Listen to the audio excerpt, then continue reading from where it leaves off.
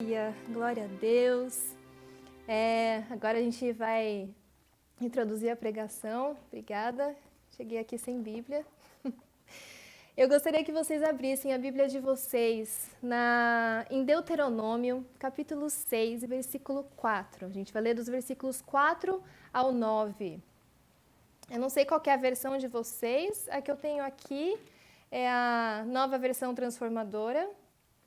E recentemente eu descobri essa versão e ela foi transformadora, gente. Foi uma bênção na minha vida, porque ela tem uma linguagem mais moderna, mas ainda assim ela não perde a essência verdadeira da palavra. Então, vamos lá.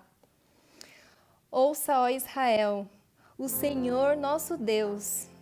O Senhor é único. Ame o Senhor, seu Deus, de todo o seu coração, de toda a sua alma, de toda a sua força. Guarde para sempre no coração as palavras que hoje lhes dou. Até aí, não, vamos até o 9. Repita-as com frequência a seus filhos. Converse a respeito delas quando estiver em casa e quando estiver caminhando, quando se deitar e quando se levantar. Amarre-as às mãos e prenda-as à testa como lembrança. Escreva nos batentes das portas das suas casas e em seus portões. Antes de começar a pregar essa palavra, eu gostaria de orar. Eu sei que já foi orado aqui, mas eu preciso entregar esse momento ao Senhor. Senhor Deus amado, Pai querido, obrigada por essa oportunidade, Senhor. Obrigada por usar minha vida, minha boca, as minhas palavras, Senhor, para pregar o Seu Evangelho, pregar as Suas boas novas, Senhor. Que essa palavra venha de encontro às necessidades das pessoas, Senhor. Aquilo que o Senhor deseja falar ao coração delas, ela atinge em cheio como flecha, Senhor, como a espada de 2 gumes, Senhor. Em nome de Jesus, Espírito Santo de Deus, usa a minha vida, Senhor, eu não posso fazer isso sem Ti. Amém. Bom, gostaria de recapitular a história brevemente de Israel, só para vocês entenderem qual é o contexto. Então, voltando lá em Abraão, Abraão recebeu a promessa de que a sua descendência seria grande, tão numerosa quanto as estrelas do céu e a areia da praia. Então, Abraão gerou Isaac, que gerou Jacó, e Jacó mais tarde foi chamado de Israel. Israel seria um povo, um grande povo, seria uma nação. O povo de Israel se tornou muito numeroso, porém a sua desobediência o levou à escravidão. Israel, o povo hebreu, foi escravo no Egito por 400 anos. E ao final daqueles 400 anos, Deus ouviu o clamor do seu povo e chamou Moisés para guiá-lo para fora do Egito, pelo deserto, e levá-lo a uma terra que seria a terra prometida a esse povo, que seria a terra de Canaã. Deus ainda descreve essa terra como a terra que mana leite e mel. E essa terra é uma terra maravilhosa que Deus preparou para esse povo. Ela era habitada, mas era uma terra fértil. Muito embora fosse uma terra cercada por regiões desérticas, ela tinha solos férteis para produzir. A palavra mana, a terra que mana leite e mel, no original hebraico significa brotar, correr, ter um fluxo. Então, quando fala que ela mana leite, significa que brotam pastos ali, o terreno é bom para os animais pastarem, produzir leite, fazer várias receitas. Então, eles produziam bolo a partir dos leites, produziam pães. E quando fala que a terra mana mel, não é exatamente o mel da abelha, mas sim do fruto das tâmaras, é o que um dos estudos defende. E isso significa que a terra era boa, que dava muitos frutos, ela produzia muitos alimentos. Então a terra era maravilhosa. Deus ainda fala lá no verso 10 que eles iriam habitar em grandes cidades que eles não tiveram o trabalho de construir, casas cheias de bens que não foram eles que ajuntaram dentro da casa esses bens. Eles usufruiriam de poços cavados, né? Eles colhiam água dos poços, então os povos já estavam cavados, eles não precisariam ter o trabalho de cavar para pegar água. E eles colheriam alimentos que eles não tiveram o trabalho de plantar, eles chegariam num hotel fazenda ali. onde você chega, faz um check-in, recebe uma água das fontes da Suíça e chega num quarto com tudo arrumado e um banquete enorme lá no refeitório. Eles chegariam numa terra que já estava dando tudo de mão beijada para eles. Era uma terra perfeita que Deus preparou para esse povo, para o povo dele. Se a gente pudesse comparar com o Éden, isso não foge muito das mesmas características, né? Um jardim rico em alimentos, em água, tudo brotava facilmente para o homem. É claro que em Canaã o homem ia ter que trabalhar para continuar mantendo essa terra, mas ali no Éden tudo era dado de graça para eles, tudo era livremente oferecido para o homem, né? Mas ali uma única coisa Deus esperava do homem, assim como havia algo que Deus esperava do povo de Israel, era a obediência. E esse vai ser o tema da minha pregação hoje.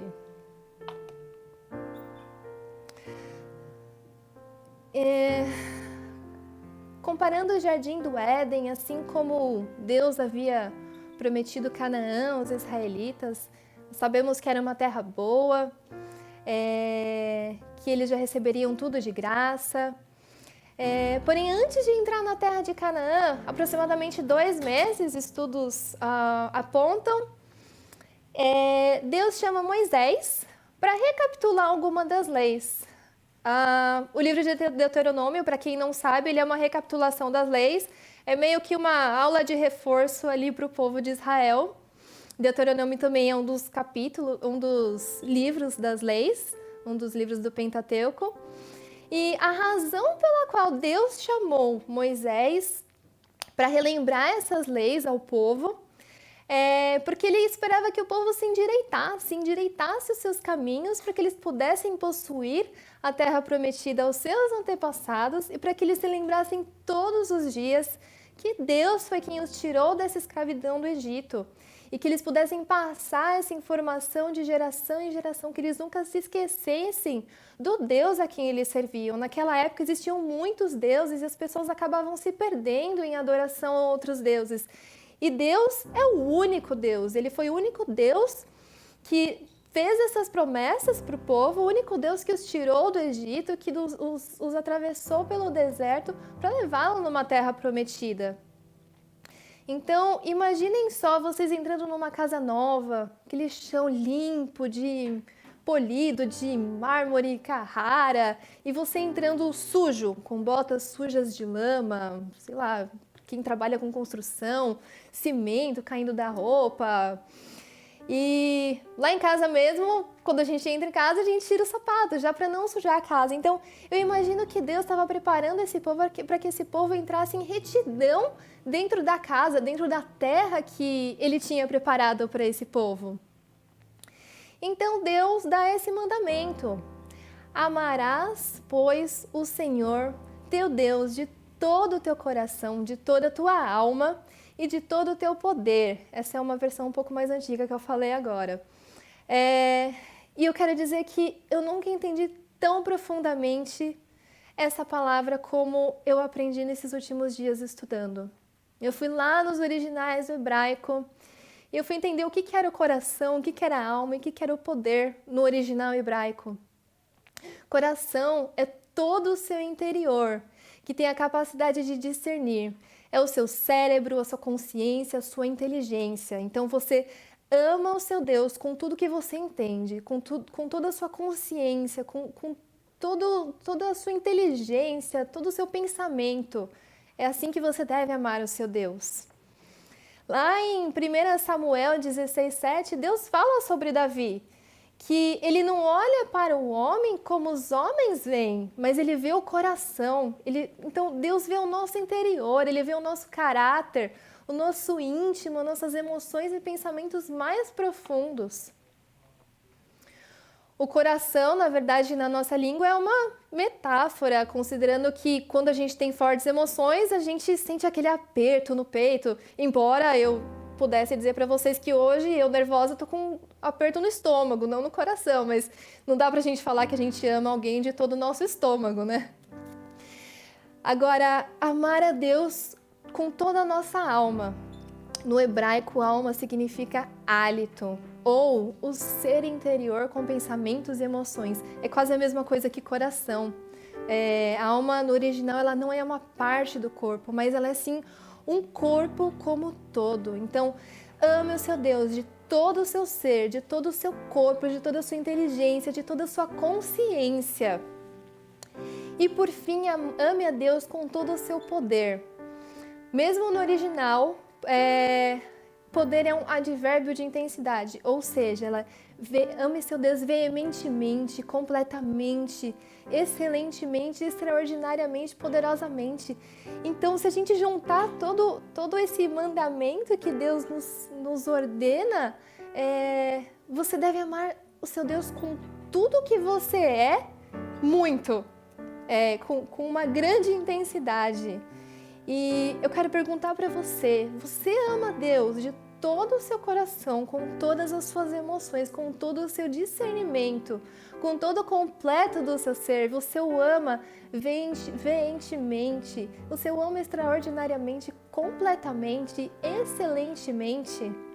Se você ainda não parou para pensar nisso, esse é o momento de se entregar, de entregar o seu coração e todo o seu ser para Deus e amá-lo por completo e intensamente. E depois de falar esse mandamento, Deus nos ensina o que fazer com ele. Lá no verso 6, ele fala assim: "E estas palavras que hoje te ordeno estarão no seu coração, e as intimarás aos seus filhos, delas falarás assentado em sua casa, andando pelo caminho, deitando-se e levantando-se.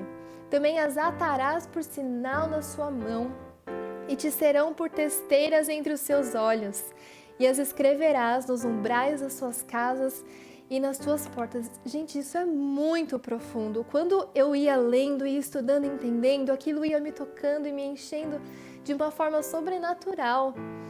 É a nossa obrigação ensinar o caminho à próxima geração, ensinar os nossos filhos. A tradução para intimarás, tu as intimarás aos seus filhos, significa inculcar, afiar, aguçar, como uma espada afiada que penetra no coração dos nossos filhos, sejam filhos biológicos, sejam filhos espirituais, tá? Imagina, vamos lá em Hebreus 4:12, a palavra fala que a palavra de Deus é viva e poderosa, é mais cortante que qualquer espada afiada de 2 gumes, ou seja, 2 gumes é aquela que corta dos 2 lados. Ela penetra alma e espírito, juntas e medulas, traz à luz os pensamentos mais íntimos. Assim como a lei foi escrita nas pedras, né, com um objeto afiado, dessa mesma forma a gente deve escrever a palavra do Senhor nos corações dos nossos filhos, que essa palavra seja inculcada, seja afiada e penetrante dentro dos corações dos nossos filhos. Aí a palavra fala assim: falarás delas, assentado em sua casa, andando pelo caminho.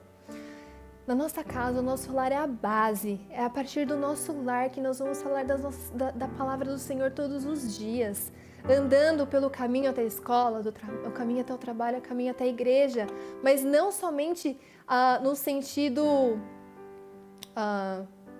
literal da palavra, mas no sentido figurativo, porque a outra tradução para caminho é o curso de vida. É um modo de ação em conduta. Então você vai falar da palavra para os seus filhos através das suas ações. Nós somos bíblias ambulantes, nós somos observados nas nossas ações pelos nossos filhos, pelos nossos amigos, colegas de trabalho, funcionários. Falemos aos nossos filhos, aos nossos netos e bisnetos. Não é só falar nos dias do culto. Não é responsabilidade do pastor orientar seus filhos somente de domingo, é a sua responsabilidade você discipular a sua família dentro do seu lar. A nossa caminhada ela é diária, nós não caminhamos uma vez na semana. E aí fala sobre atar essas palavras às mãos e escrever nos umbrais das portas. Os judeus têm uma interpretação literal dessa palavra. Eles utilizam pequenas caixas com pergaminhos escritos e essas caixas eles amarram no topo da cabeça e eles amarram nos braços. Mas esse é um hábito que foi criticado por Jesus também lá em Mateus 23:5. O nome dessas caixinhas são filactérias. E Jesus criticou por conta da religiosidade, porque eles não faziam aquilo para que eles se lembrassem da palavra de todo o coração, mas sim porque eles queriam aparecer como se eles fossem santos, separados, únicos, escolhidos. E não é isso que Deus espera de nós. Se a gente for entender mais a fundo qual é essa recomendação que Deus nos dá de atar as mãos, eu lembro quando a gente não tinha telefone, que a gente anotava número de telefone na mão para não esquecer, ou informações, endereços que a gente não podia esquecer. É isso, gente, sabe? Vamos anotar coisas nas nossas mãos que a gente está vendo o tempo todo, para a gente se lembrar do grande amor de Deus e do que nós temos que fazer por Ele, na obediência. Da mesma forma, nos batentes das portas, eu lembro que uma vez eu fui fazer um trabalho numa casa e cada batente de porta tinha uma pequena caixa com um pergaminho enrolado dentro. E eu achando que aquilo era loucura. Mal entendia eu o que ele significava. Eu fui aprender recentemente que os judeus, quando eles passavam por cada porta da casa, eles tocavam aquilo e recitavam um salmo. Eu não lembro exatamente qual que era. Mas isso se tornou religiosidade, você repetir as mesmas coisas sem ter um entendimento do que você está falando. Agora, um hábito muito legal que a gente pode adquirir, quando eu vou na casa da minha cunhada, por exemplo, tem post-it, aqueles stickers de anotação, pela casa inteira. Então, você vai no banheiro, na sala, tem post-it com versículo, com lembrete. Quando você vai passar para sair da casa dela, na porta tem um post-it falando para lembrar do dízimo. Você vai pegar uma marmita na geladeira dela, tem um versículo escrito a caneta na tampa. Isso são estratégias que Deus deu para o povo para que eles se lembrassem dia após dia dos seus mandamentos, de amar ao Senhor de todo o seu coração. Vamos ver o que mais aqui. Agora eu quero trazer essa terra prometida, essa terra de Canaã, para a nossa vida, para o nosso lar eterno. E eu vou ler com vocês Hebreus 4, do versículo 1 ao 5.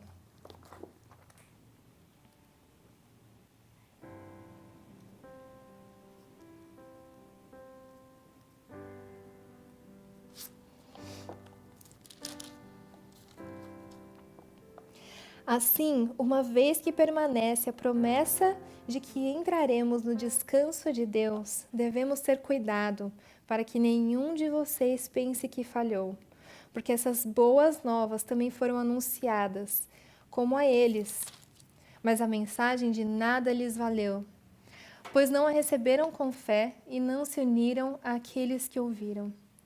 Pois nós, os que cremos, entramos em seu descanso. Quanto aos demais, Deus disse: assim jurei em minha ira, jamais entrarão em meu descanso, embora suas obras estejam prontas desde a criação do mundo. Sabemos que estão prontas por causa da passagem que menciona o sétimo dia.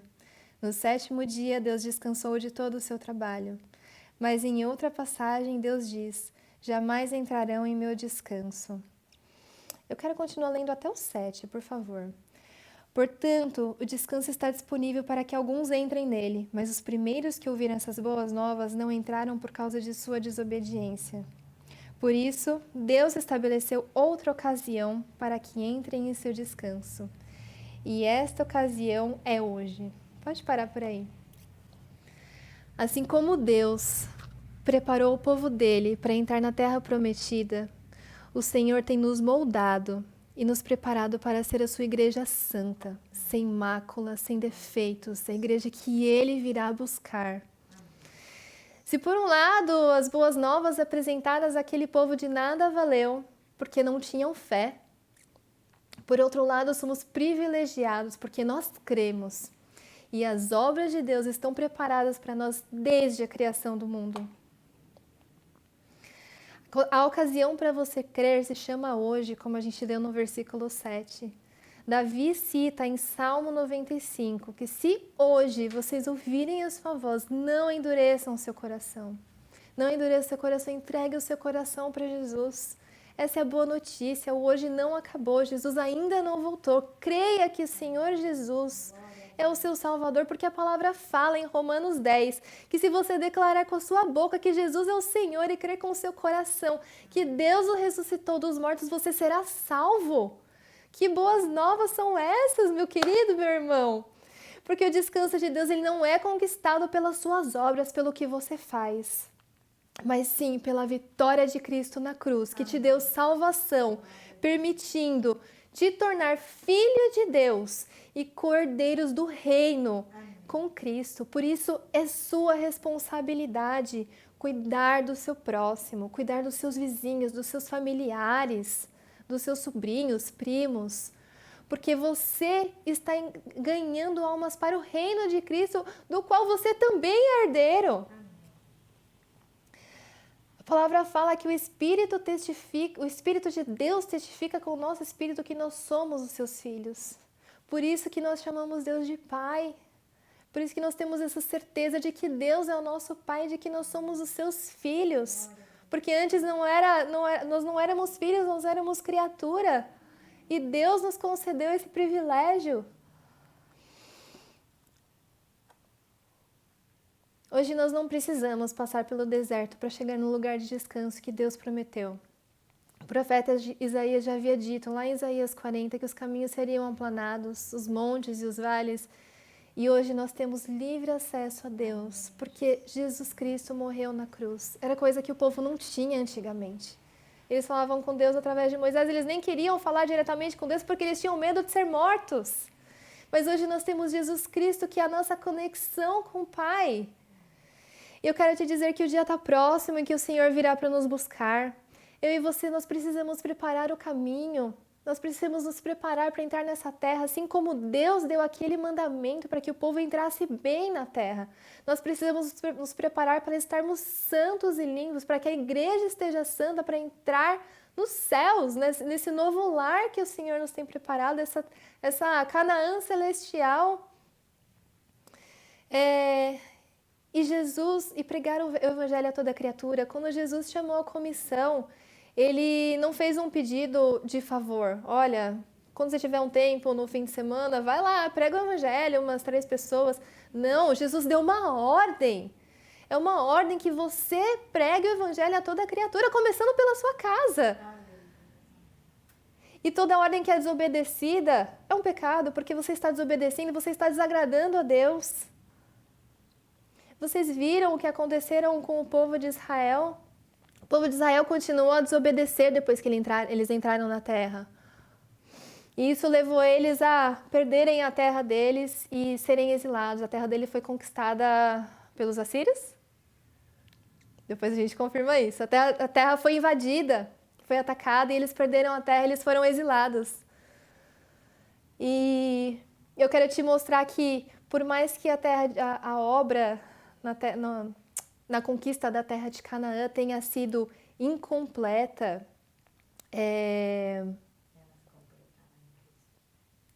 exatamente. Por mais que ela tenha sido incompleta e temporária, porque Josué, o homem que substituiu Moisés depois da morte de Moisés, entrou na terra, ela foi incompleta porque o povo era pecador, porque o povo foi desobediente, mas eu quero dizer que, por mais que a entrada em Canaã tenha sido incompleta, a de Jesus é completa. Ela é perfeita e eterna, porque quando Jesus voltar para nos buscar para o nosso lar, ele será eterno. Tudo que Jesus fez foi perfeito e completo, como ele disse, tudo está consumado naquela cruz. A sua família é a sua responsabilidade, os seus filhos, seu marido, seu sobrinho, sua esposa, seus vizinhos, os seus chefes, seus funcionários. É uma ordem falar ao seu próximo sobre a salvação que Cristo deu através da morte de cruz. É uma ordem. Jesus te ordenou a fazer isso, é sua responsabilidade. Porque a palavra de Deus é viva e poderosa. De novo, ela é mais cortante do que uma espada de 2 gumes, penetrando entre alma e espírito, juntas e medulas, e trazendo à luz os pensamentos e desejos mais íntimos. A espada é a palavra, é aquilo que penetra o seu coração, que penetra o seu íntimo. Então, pregue essa palavra, leve essa espada para que essa espada atinja ao máximo de corações possíveis. Essa é a ordem que Jesus te dá. Romanos 10, versículo 14 e 15. Pois, como invocarão aquele em quem não creram? E como crerão naquele de quem não ouviram? E como ouvirão se não há quem pregue? E como pregarão se não forem enviados? Como está escrito, quão formosos os pés do que anunciam o evangelho de paz, dos que trazem alegres novas de boas coisas. Irmãos, preguem a palavra, discipulem seus filhos, discipulem seus amigos, seus colegas. Façam isso e vocês terão paz, vocês terão o descanso que começa aqui na terra. Entregue sua vida a Jesus e você terá o descanso aqui na terra. E esse descanso se estenderá para a eternidade. Amém? Eu recebi um recado aqui que é para a gente cantar o louvor de novo, que a gente teve um problema técnico no som. Então, vamos cantar? Acho que eu oro primeiro? Deixa eu orar para encerrar. Vou orar para encerrar aqui. Senhor Deus amado, Pai querido, obrigada, Senhor, por essa palavra, Senhor. Essa palavra é penetrante mais do que uma espada, meu Deus. Obrigada por atingir os nossos corações, Senhor, e nos ensinar como devemos te amar, Senhor, porque tudo o Senhor já nos concedeu. Nos concedeu a graça, a salvação, a libertação, através da morte de Jesus Cristo na cruz, Senhor. E obrigada por nos ensinar como te obedecer, Senhor, e como amar a Ti da forma que o Senhor espera, Senhor. Que nós possamos guardar essas palavras no nosso coração e que o Senhor torne o nosso coração fértil, Senhor, para que essa palavra frutifique, Senhor, dê fruto de vida, Senhor, de paz, de amor, bondade e benignidade, Senhor, em nome de Jesus. Amém.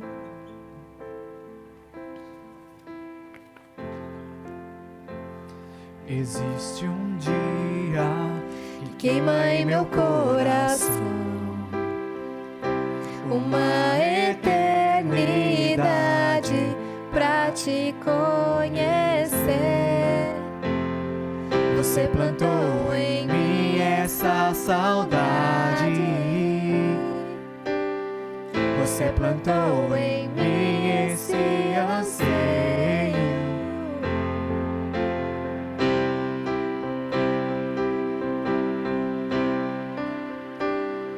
Existe um dia que queima em meu coração,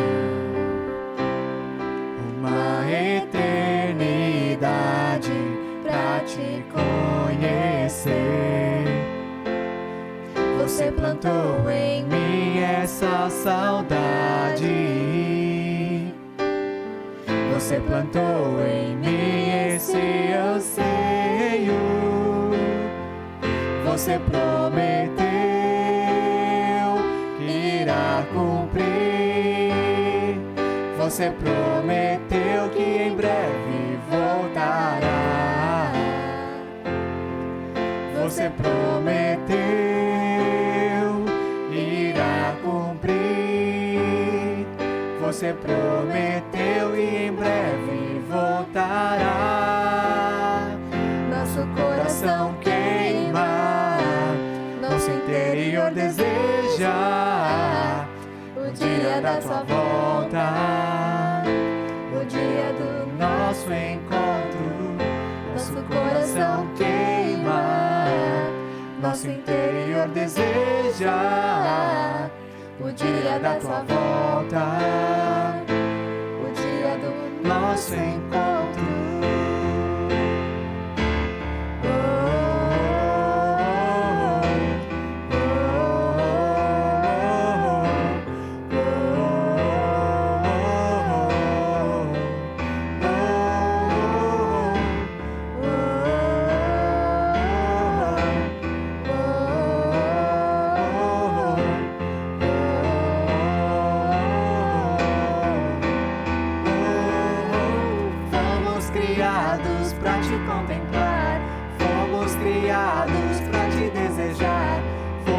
criados para estar com você. Fomos criados para te contemplar. Fomos criados para te desejar. Fomos criados para estar com você. Fomos criados para te contemplar. Fomos criados para te desejar. Fomos criados para estar com você. Nosso coração queima, nosso interior deseja o dia da tua volta, o dia do nosso encontro. Nosso coração queima, nosso interior deseja o dia da sua volta, o dia do nosso encontro. Nosso coração queima, nosso interior deseja o dia da sua volta, o dia do nosso encontro. Amém. Glória a Deus. Uma boa noite. Que a paz do Senhor esteja com todos vocês no final, o resto dessa semana, em nome de Jesus. Amém.